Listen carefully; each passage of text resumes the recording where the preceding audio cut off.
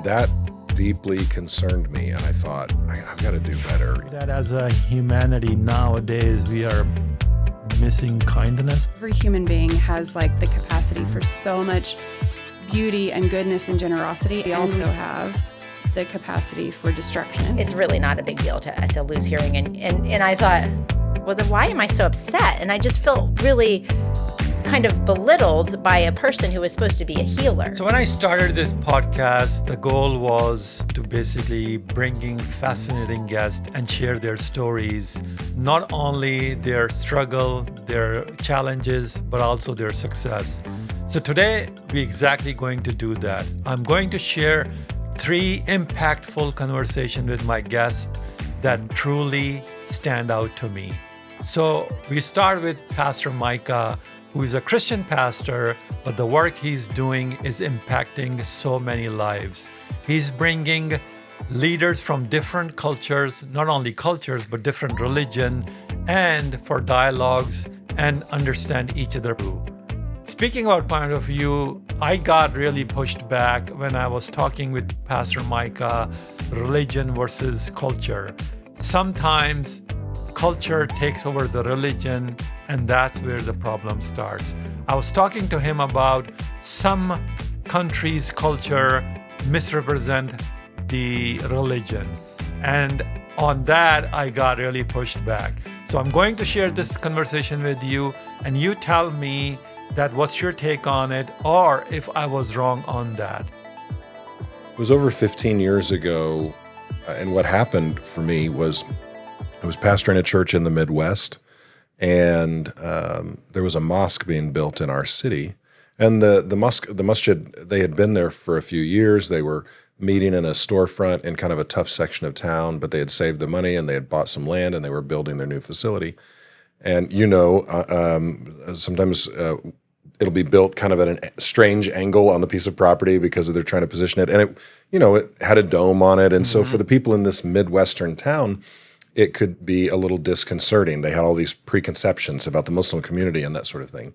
And I realized I need to know how to do a better job as a pastor of helping the people that I serve relate to their Muslim neighbors. How do they do that well? So I called a mentor of mine, a friend. I said, what do I do? And he said, I'd recommend that you read the Quran. You should know what Muslims believe, but don't go out and get a book by a Christian about what Muslims believe. Actually listen to what Muslims believe. And so I did that. And then he said, invite the local imam to go to a meal or go get coffee. And so we did. We went to Starbucks, and he agreed to come with me, but only on only with the caveat that he wanted to bring someone with him. And it turned out that the guy he brought with him was kind of functioning like a bodyguard. And that really bothered me. It is a weak Christianity that is terrified of the culture and scared to death that if we engage in the culture around, we will lose our Christian identity.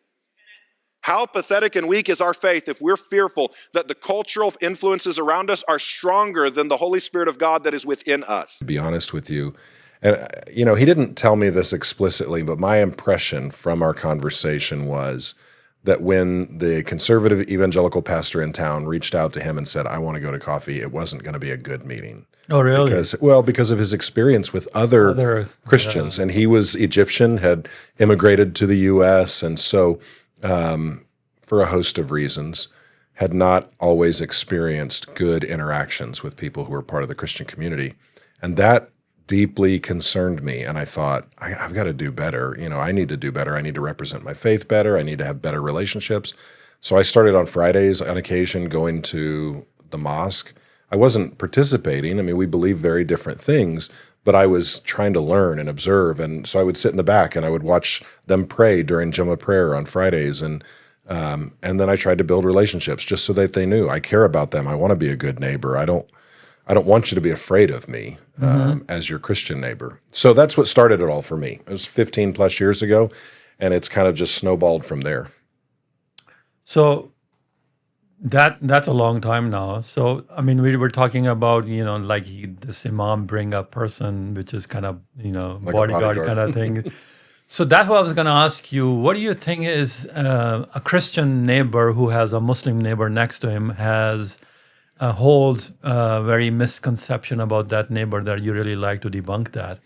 Well, there's a lot of thoughts that we could debunk, and part of it depends on where they get their information about what Muslims believe. I mean, my encouragement is invite your Muslim neighbor into your home and have dinner. Just this past Saturday, we were eating dinner with some Muslim friends in town who invited us. We've invited them over to our house before. They invited us over to their home, and we were having their Egyptian, and they were fixed us a big Egyptian meal, and so we had this Egyptian dinner. My recommendation is do that. That's the best way to find your information. Learn it from someone that you know and that you're in a relationship with. They're going to ask you questions about your faith. You ask them questions about theirs. My concern is that the majority of Christians in the U.S., in our community, get their perception of Muslims, their education about Muslims from popular media or the news, which often uses worst case scenarios because the news doesn't tell us good things, it tells us bad things, right? And then sometimes Christians extrapolate from that, and well, all Muslims must be X, Y, and Z.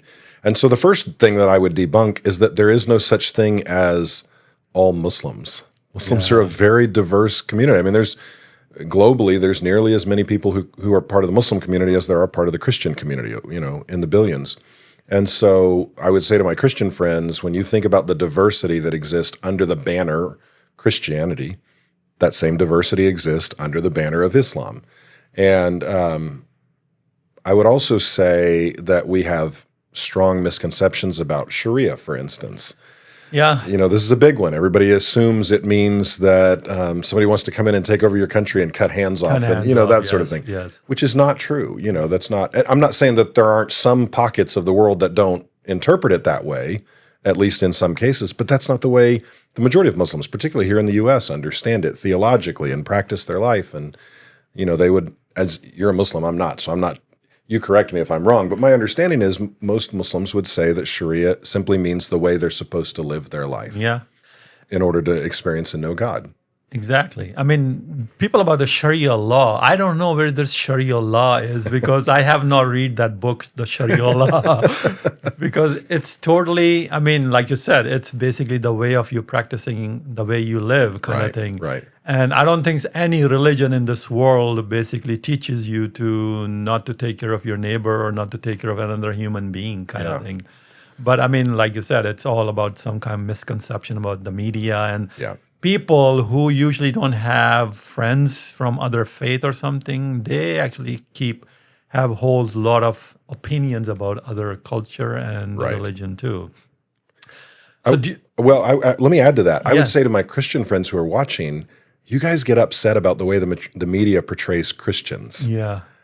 If you think that they portray Christians improperly, inaccurately, then why would you not believe that they don't do the same, that they do the same thing about Muslims? They're doing, and Muslims, in my experience, have been some of the kindest, most hospitable, generous people that I know. And you're right. And same goes to Christianity or Judaism. There's always, a bad and good in any kind of a community or any kind of a religion. But sometimes we just more focus on the bad things rather than the good things. Mm-hmm. And of course, you are doing the great things with multi-faith, neighbors network kind of thing, organization. So during your ministry and during your travel globally, what is a profound thing that you learn from totally a different faith that basically change your perspective of other? Yeah, I don't know. That's a good question. Here's what I would say. I would say maybe that people in other religious traditions have challenged my practice of my faith. So for instance, what do you mean? Yeah, for instance, I'm a Christian who says that prayer is incredibly important to me and very important to the experience of Christianity. There's this quote in Christianity that says, prayer, it does not prepare you for the work, prayer is the work, right? But then I spend time with my Muslim friends and I think, ooh, their dedication to prayer is 10 times stronger than mine is, and so my Muslim friends, this is why I tell my Christian friends, and it's true for Muslims, it's true for members of the Jewish community, Hindu, Buddhist, whatever. Spend time with people who are outside of your religious tradition, and I'm telling you, they're going to challenge you to be more faithful in your own tradition. I'm convinced that I am challenged to be more faithful as a follower of Jesus because of my interaction with Muslims and Jews and Buddhists and so on. So Muslims, the Jewish community is a good example. Their their community engagement, their civic engagement in the synagogues that I've spent time. I was just in one last week in Houston. The Jewish community has really challenged me to think about how to think about my community, how to engage my community, how to serve my community in ways that has been convicting. So now we have Dr. Susanna Bozzoni. She's a medical doctor and also practicing lifestyle medicine. The conversation I had with her was really fascinating. She is teaching us how to eat healthy food without filing a bankruptcy, meaning you can eat healthy food without breaking your bank. And also she talks about blue zone cities, where she explains how blue zone cities truly impact our health. So here's the conversation. Please comments that what do you take on this conversation, and do you agree with Dr. Susanna Bozzoni? So as I started seeing patients going on these fad diets, and I kind of was like, oh, well, this person, they went low carb, and I thought that was good because I know that carbs are bad, but I don't understand. Their cholesterol just went up, their blood pressure just went up. What's going on there, you know? And so then I'd see this person over here doing some other fad diet and saw noted differences in their labs and in their health based on these trends.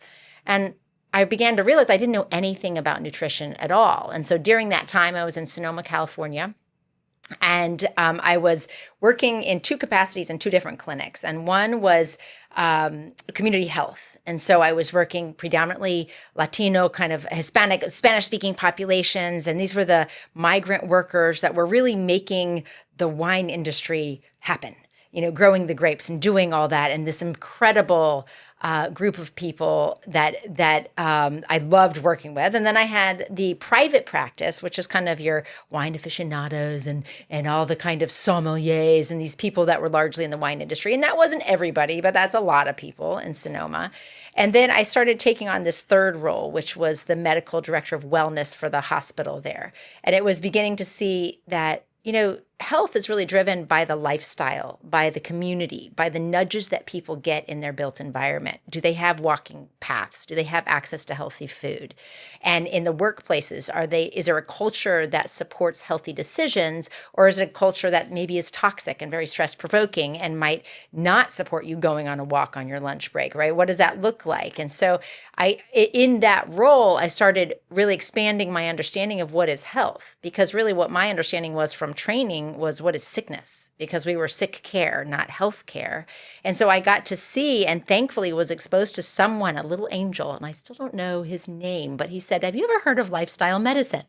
And I said, no, I don't. And I'm imagining things like lifestyle medicine, like this is where doctors go when they're burnt out, which is, you know, something. But so my question actually also is, what actually got you into medical field first? Oh, because yeah.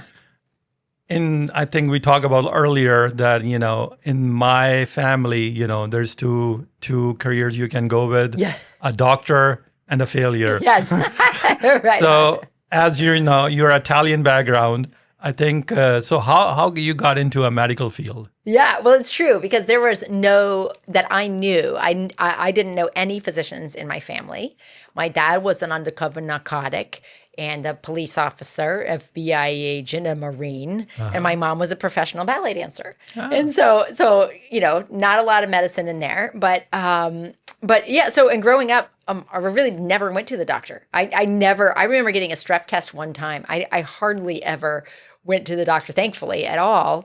But when I was in college, I went to Davidson College, and it's a liberal arts school. And so it's really kind of, are you more of a literature person, or are you more of a sciencey math kind of person? And there for a second, I thought I was a math person, and I loved Calc 1, and then I took Calc 2, and I realized I'm not a math person. And so then I kind of found myself in the medical pre-med track.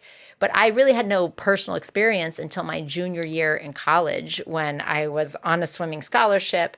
And come to find out, I have convulsive vasovagal syncope, which means when someone does something invasive, like draws your blood, which is what I got my blood typed for the bone marrow drive. And it was right after swim practice. And I passed out and had a seizure, which is kind of what convulsive vasovagal syncope is. I had a vasovagal moment and then had a seizure in the lunchroom as I was waiting for breakfast, and fractured my temporal bone, and then had a frontal contusion and lost hearing in my left ear, and also lost the ability to move half of my face. And so that was my first entry into medicine, was actually a 4-day hospital stay, somewhat in the ICU. Thankfully, I didn't have a brain bleed, but I began to see what patients went through. And I was a singer as well. And so having lost hearing in my left ear was kind of a big deal to me. But I went to a physician, ear, nose, and throat, who I'm sure was an amazing doctor and surgeon. But I was under the impression that my hearing would get better because they told me, oh, well, this is not uncommon when you have this insult to the nerve. And so probably in about 3 months or so, at least this is what I heard. I don't know what they said, but what I heard as the patient, who was obviously probably not understanding or hearing everything, was that my hearing was going to get better. And then when I went back for my 3-month follow-up, they tested me and they said, oh, it's actually gotten worse. So you have profound hearing loss. And I was really sad because I thought, is this going to affect my ability to perform and sing?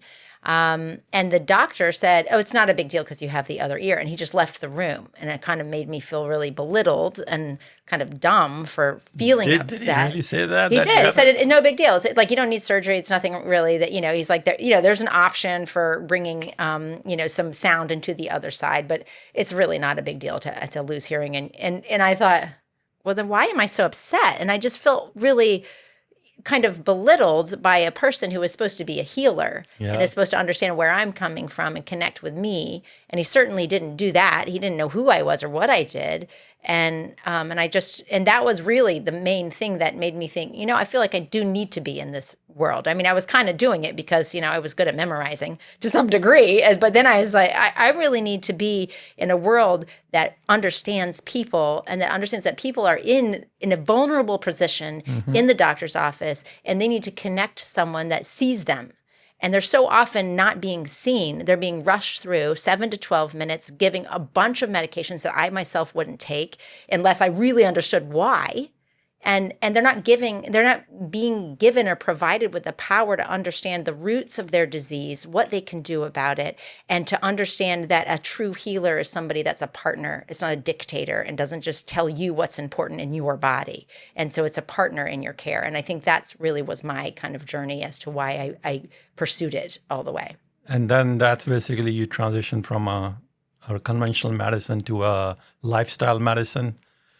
Yeah. So initially, of course, you got to do all the things. So you get all the GPA and you do all the MCATs and all the tests and whatever. And then I went to medical school at University of Tennessee at Memphis. And then I wasn't sure what I wanted to do for residency. So I just, this is my atypical, but what I think is so important is that life is about living and not exactly doing exactly what everyone thinks that you should do. And so I deferred medical school, and my dad was like, what are you doing? You could go, and I was like, nah, I want to travel. And I quickly realized I didn't have any money, but I want to see things. I don't want to go right in from college into medical school. So I took a year to travel and really explore and sing and do things that, travel, see art and music and passion and the things that people live for. And I almost deferred it another year, but I didn't do that. And then I went to medical school. And then I also didn't apply to residency immediately because I thought I wanted to go into surgical fields, but I wasn't entirely sure. And so I knew I wanted to be fluent in Spanish. So instead, I did a residency preparation position where I was kind of completely immersed in Spanish. And so that's something that it was kind of on my bucket list of I really want to be, I could speak Spanish fairly well, but I really wanted to be more effective at that and proficient. So I lived in Nashville for a year and worked at Médicos para la Familia, and that was just a beautiful place to work to really understand what people needed. And then went to residency at University of Colorado, Denver at family medicine, and was working predominantly with refugee populations. And so in that course, I was really understanding that, you can have great guidelines and understand them. The guidelines are changing regularly. But if you don't understand the people you're working with, if I don't know where you came from, if I don't know that you just came into Denver in a snowstorm and you came from Ethiopia, that's going to be a little bit different, right? I can't just give you a prescription and tell you to go and get it, but you might not know how to access anything. So I really have to understand the patients. And so in that realm, I think that my worldview was very different because of seeing patients from different places, because of traveling, and because of understanding what I would want as, at that time, my sanity was yoga. And so, and I was really learning for the first time to understand the cues of my own body, which had so much wisdom and insight. Mm-hmm. And yet I was teaching others to suppress their symptoms and to lose that insight. And just, you have acid reflux, I give you a medication, as opposed to understanding, why do you have acid reflux? What if we looked at that and looked at your stress and what you're eating and how the timing of your meals are? And so really understanding and leaning into that as power kind of helped me redirect towards lifestyle medicine when I finally found it. So when you were in Colorado, what kind of a challenges you face as a chief resident? Actually, you were chief resident over there, right? Correct? Mm-hmm. What kind of a challenges you see over there that, that you overcome, and also your yoga practice also incorporated in that kind of a environment? Yeah, well, it was more for me just an awareness. I was seeing, so I did a lot of work in refugee, but then of course you'd rotate through every field and different specialties. And so I looked a lot at sports medicine, and I was working in sports medicine clinics, and I started to see everybody had rotator cuff issues, and everybody had back pain, and their postures were kind of contributing to some of the pains that they were having. And then I would go to yoga class and think, back body strengthening and, just under core strengthening, and kind of understanding that what I was seeing in yoga class could largely prevent so many of the problems I was seeing. So it was more just putting those pieces together to some degree. But I would say, in Denver, it's at that time, and I believe still today, the fittest city in the U.S. Not to say that there's not a lot of metabolic disease, but relatively speaking, it's a very fit place. A lot of people move there because they are really connected to skiing and the outdoors, and so a great yoga community, et cetera. And that was something that I think was also a gift. I would see, so many places, there's no bad decisions. Every decision that you make really cultivates and educates your journey where you are. And I think that was really beautiful, that I didn't really have, in terms of my awareness and understanding that I felt like there was something more to what I was learning that needed to be added on. I would say that it was a beautiful foundation. And from there, it just, things layered in to where I recognized that there was more to offer patients than what I was learning. But you have to start with the foundation. Medicine. Yeah. So talking about the city, let's talk about blue zones. Yeah. And you are very basically into making Chattanooga, Tennessee, blue zone city. So tell us, what is blue zone, first of all? Yeah, so the blue zones are the longest lived populations in the world. So they're longevity hotspots throughout the world. And there's 5 of them that have been well researched by Dan Buettner and National Geographic and their teams. And so with that, they kind of began to understand there's 9 principles of the blue zones, and how they eat and how they move and how they're purpose driven and how they connect and so on. And so when you look at those principles, while each one of the blue zones, Ikaria, Greece, Okinawa, Japan, Loma Linda, California, Nicoya Peninsula, Costa Rica, that these blue zones are not the same. Obviously, they're culturally very different, but they have similar underlying principles, right? Plant proteins are their primary proteins. They tend to move. They tend to be at elevations and walk up hills. They have some kind of connection to religion, while the religions are different, but they recognize, there's a need to connect to something greater. There's a need to de-stress that's plugged into the way their culture is built. And so from there, Blue Zones has taken that premise and the work that they've done and in observing these long-lived populations and applied those principles to communities. And if they are asked in, then they will assess the community and they will see what are the opportunities based on what this community highlights as their goals that they want to achieve, that we could help support with an evidence-based blueprint and integrate some of the already incredible programs that are going on invariably in many of these places, including Chattanooga, and understanding how we can shift the built environment so that people don't have to swim upstream to live a healthy life, which is currently what happens. You want to live a healthy life in Chattanooga. Well, you got to make sure you know where to buy the vegetables. The natural tendency in the Southeast is to eat a certain way, to perhaps not walk. I mean, depending on if you have crosswalks or sidewalks, if you don't, you're not going to walk. It's dangerous, So you have to look at the built environment and reinforce that according to these principles, to really make it more accessible so that the healthy option is the easy, accessible option. And I think, especially in Southeast, as you know, that, the 70% population of U.S. is overweight. And unfortunately, most of them are in southern states. Yeah. And including Tennessee too. Yeah. So I think, and also as you travel the world and you see that most European cities are very walkable. And the U.S. cities, unless they are like New York City or, Denver or something like that, they are not walkable. No. Especially Chattanooga it's not that big city, but it's small, but still not walkable. No. So certain subsets, certain area. Yeah. Yeah. So I think what are you doing initiative about blue zones? I think that's a great idea.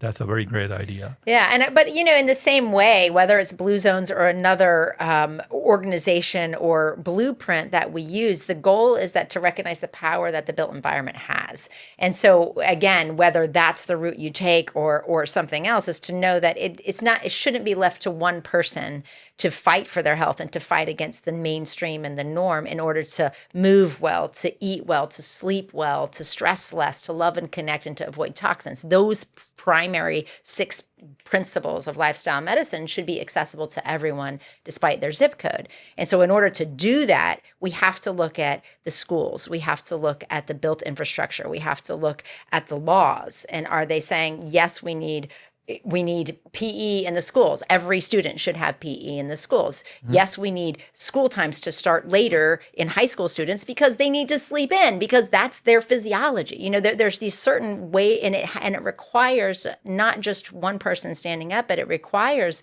a community of people caring about what matters most, and the legislation has to fit in with that. And the sad truth is that it's very hard to do it in an overwhelmed school system if you don't have the legislation and the people running the programs that believe in the cause and understand the science behind it. So it's a working together, and it can't be up to just one And person. Also, when it comes to the government, nothing happens. And finally, we have Jules Donham. She's the creative director of Understory Project, and also she's an anthropologist. She told me how working 80 hours a week truly impacting not on her mental health, but physical health. And she shares how sometimes quitting is a good thing. She not only talked to me about that, she also has a TED Talk about that as well. I'm going to share that conversation with you where she shares that sometimes quitting is a blessing, and how you can take a leap of faith and start something you truly, truly love. They serve 600 children a week with free dance education. And I really can't take credit for that because I brought on the director of education, and he really built that program. And he is now the executive director of the organization. Okay.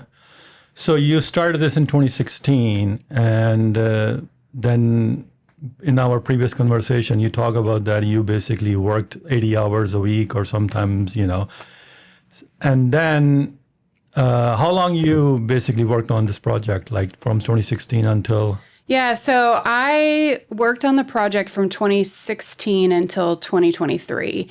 And Anybody who knows anything about a startup nonprofit, you know that to really build it, you are giving it everything you've got. So it's all of your passion, all of your connections in your network. You're putting your own resources in to like lift this thing off the ground. And we were really lucky to get some quite a bit of substantial funding to start doing production work in 2020. And we're able to really build out some productions that I'm really proud of that I think we're quite ambitious for Chattanooga.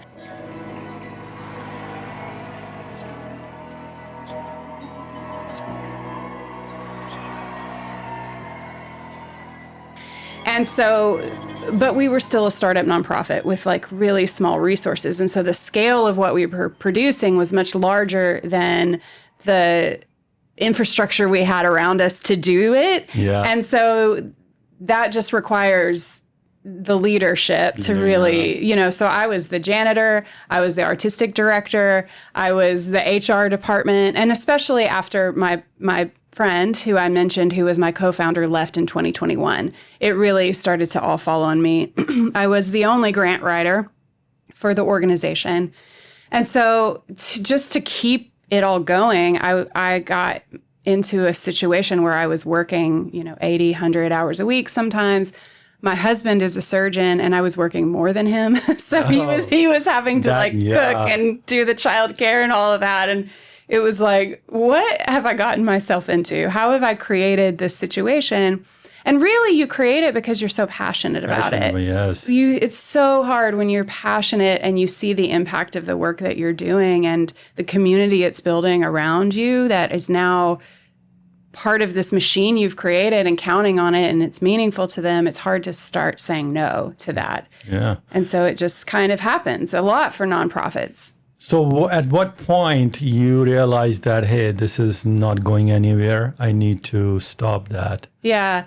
Well, I saw there was an issue, especially after my partner left, Maddie. And I went to our funding partners and I expressed that for us to sustain the amount of work that we were doing, which was a large-scale production company, an adult dance studio, a dance company, dance education. That was all happening under one umbrella, that I needed additional staff help. And so they asked me to complete a strategic plan. So we pulled in consultants from New York and spent a year and a half doing a strategic plan. And they suggested we had 2 more staff members just to sustain the work that we were doing. And so, my recognition of like, I can't sustain this came much earlier than my departure.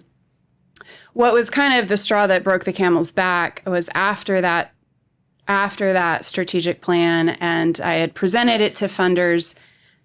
One of our major funding two really had to pull out, not for anything that we did, but just for their own strategic initiatives. They had halted grant funding or reduced grant funding for operational support, which is like, when we say operational support, we're talking about people. Okay. We're talking about if you want programming to continue, everybody wants their money to go to the programs, but people run the programs, right? And so anyway, they came back and were like, we actually have to reduce a staff member. And so I was either going to have to fire someone and we would lose programming anyway because we were all over capacity, or I was like, well, I could go. And so that's what I chose to do. I chose to leave the organization. At that time, they restructured and cut the production part of things. So you leave there, and then, of course, you also, I think 2023, you founded Understory. I did. So what makes you think that this is going to be a different than what you've been through with, the pop-up project? Right. And this time is going to be a different. Well, Understory is a business. It's not a nonprofit. And so I am sort of making the commitment to myself that I don't make the project happen because I'm willing to go out and raise all of the funding. But I want to really acknowledge, because I think this is really important, when we talk about quitting, and And when we talk about walking away from something that you're passionate about, you don't do it lighthearted. You know, it's not a flippant decision. It's really probably one that has come after trying everything else that you can think of to prevent having to quit. And I, you know, that might be a job, it might be a relationship, it might be, you know, a variety of things. You've tried almost everything or everything you can think of, but the situation is so untenable, you have to leave. Sometimes, actually, I think this quitting thing has a negative connotation to Right. it. But I think sometimes this is the only way you need to basically keep your sanity. Yeah. Because sometimes things doesn't. So here's the thing. In business, if you're doing the same thing and it's not working, doing the same thing over and over is just the definition of insanity. Right. So I think sometimes quitting is the way to build yourself and grow. Right, exactly. Yeah. And I think we do have, and that's why I wanted to like really focus on this for a second, is that we do have a negative connotation around quitting. I mean, they're like, what, quitters never win. Yeah. But if you're getting to the point where you're like, I'm trying this, I think there is a sunk cost fallacy where people think, well, I've put so much time in, how can I leave it? Yeah. But it's my baby. Right, that's my baby. How could I possibly walk away? That'll feel like a failure. But you have to understand that staying is also quitting every other option. Yeah. Right? It's like it is a massive leap of faith to quit when you're not jumping into the next thing, which I didn't have the opportunity to do because I didn't know that this was coming my way. I didn't know that like moment of decision was coming. We were in the middle of a production. I thought the staff funding was going to come through and we were going to build. I didn't know we were going to reduce and that I would be the reduction.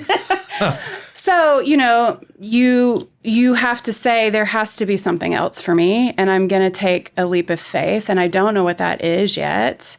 And I want to acknowledge for people that you don't jump into the solution immediately. And so when you say, how do you know Understory is going to be different? Let me be fully honest in saying that I was so eager to have the answer figured out immediately that I was like, it's going to be this and it's going to be this. Yeah. And then I took a pause and was like, let me actually stop myself because I realized I was sort of like creating a false sense of urgency to have the answer, right? And to figure out what does success look like. And it was going to look exactly like what I had just done because that's what I knew. And so I took a pause and took a year off, really, where I only did consulting work. I only worked for other people's projects. I did not try to build this thing. And I retooled and reevaluated and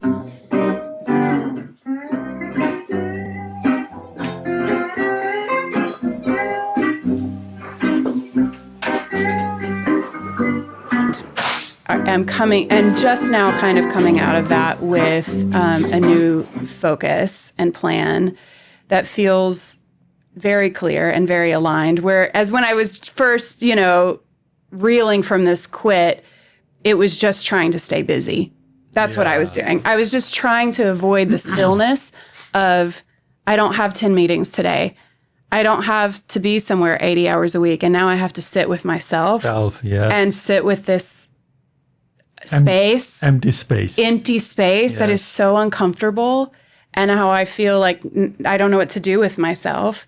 And that is not the place, if you can help it, that is not the place to try to build from. That is the place to sit with your crap and figure out how you build better and how you build in a way that's meant to be most aligned with your purpose now. Exactly. That's the key word you just, a couple of times you said the alignment. It has to be alignment. That way, that's how you know this project is gonna thrive. I mean, going back to the quitting thing that you talk about, so when we say yes to something, it means that we are saying no to something else. So when you're saying then, yes, I'm going to keep doing this, but you also then you are saying no to your health, your sanity, your family time, and all that. Right. Which, luckily you found out quickly rather than to burn out too much. Sometimes people burn out and they don't have a choice to go back kind of thing. Right. And also with Understory, you took a break, and that gives you some time to basically ponder and rethink that, hey, so what kind of experience you took from the pop-up project that you know that you don't want to do this with Understory? I know that, well, there's so many things. I think it is so important to build strategically, meaning that I was so passionate that, and I don't regret it. I was so passionate in my youth that I would just make things happen.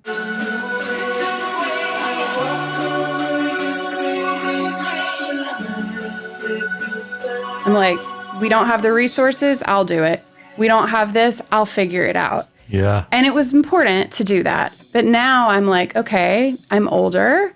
Now the projects that are right for me have resources attached to them so that I'm not the one having to do every single thing. And I'm not the janitor, the HR person, the grant writer, and so you build strategically with partnerships. Yes. And that is a huge, huge part of it to me. I've also learned that to be very strategic in the way that I discuss the benefits of the arts with business, and would not have had that language or those experiences had I not done the work with Pop-Up Project. Because essentially, the last major productions we did were commissions, and they were marketing projects from developers who saw the benefit of having arts and activations come into their space for economic development, to get eyes on their building, to get organic social media content as people were like, look at this amazing thing that's happening in this cool building that's vacant right now. Yeah. And so it's like, I love the arts for art's sake, but I think that artists have to really start understanding their relationship to business and speaking to that directly so that it can be beneficial to the business community. Right. And then in that way, then the resources to do quality work are coming without you killing yourself. Mm-hmm. So that is one major thing that I've learned. And I've learned that if it's not for me, I can pass on that. And there's other things coming. So I think, you said when you were in your youth, you're still young, but the wisdom comes, I think, with your age kind of thing. Now you also been through all that. You have that experience. So talk about failure. A lot of people, I don't want to fail, something like that. And I usually say there is no such thing failure in life. You learn something or you become something. Mm-hmm. You learn from that the pop-up project that you don't want to do in your Understory kind of project. And also you said, you were like, I'm going to make things happen. There's a very famous quote from George Bernard Shaw. He said there's two types of people in this world. There are those who make things happen, and there are those who don't know what happened. I agree with that. Yeah. Yeah. So, yes, go ahead. I was going to say, I agree with that in a way. I think it is so important to move with discipline. Yes. Right. But now I'm in a place where I'm looking for alignment more than I was in the past. Yeah. In the past, I was like such a bulldog that I was like, if you told me it couldn't happen, I would be like, I'll show you. So here you go, folks. These are the conversation was really impactful to me. And I like to share this with you. If you think that you got something out of this conversation, please subscribe and share this conversation who truly need it today. And tell us what is one thing is stopping you to take any action today which can change your life forever. Please share, again, subscribe. It will help the channel to grow and we can bring more guests to share their knowledge with you. So we'll see you in next video. Until then, keep seeking.